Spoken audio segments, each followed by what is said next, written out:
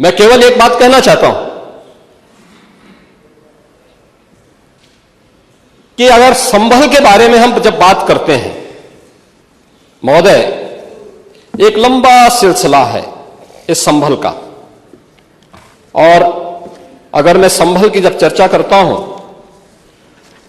तो संभल में कैसे माहौल खराब किया गया वहां पे।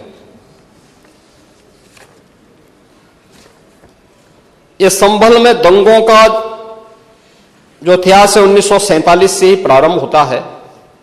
1947 में एक मौत होती है, 1948 में 6 लोग मारे जाते हैं, 1958 में भी दंगा होता है, 1962 में भी दंगा होता है,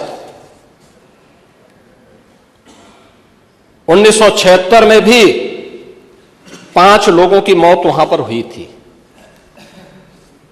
और 1978 में 184 हिंदुओं को सामूहिक रूप से जला दिया गया था।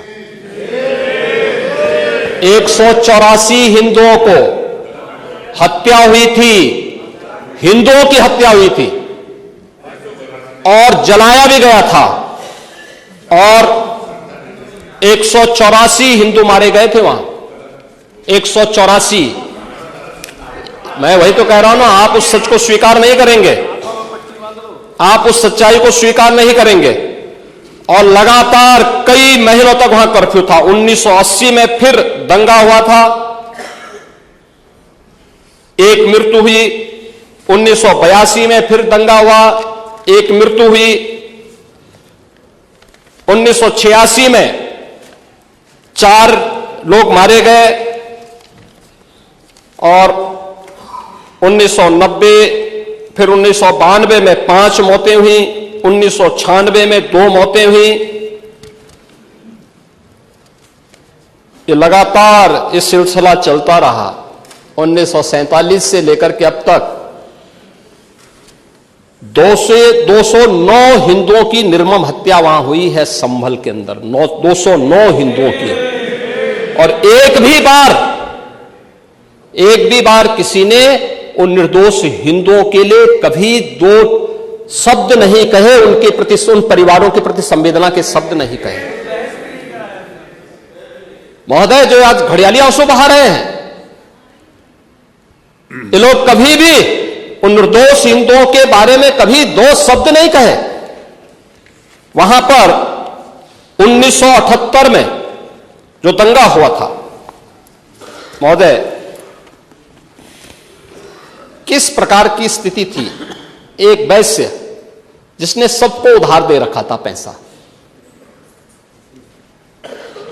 और इस बात को मानता था कि साहब मैं तो सबको पैसा देता हूं, मेरे यहां तो सब व्यवसाय के साथ जुड़े हुए हैं। अगल बगल के हिंदू दंगा होने के बाद उनके घर में इकट्ठे होते हैं।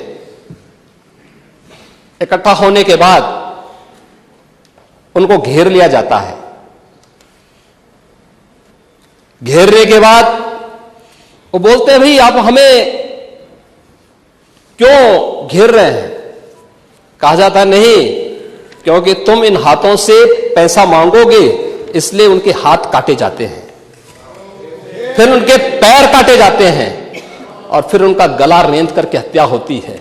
ये लोग सौहार्द की बात करते हैं, शर्म नहीं आती इन लोगों को सौहार्द के बारे में चर्चा करने की।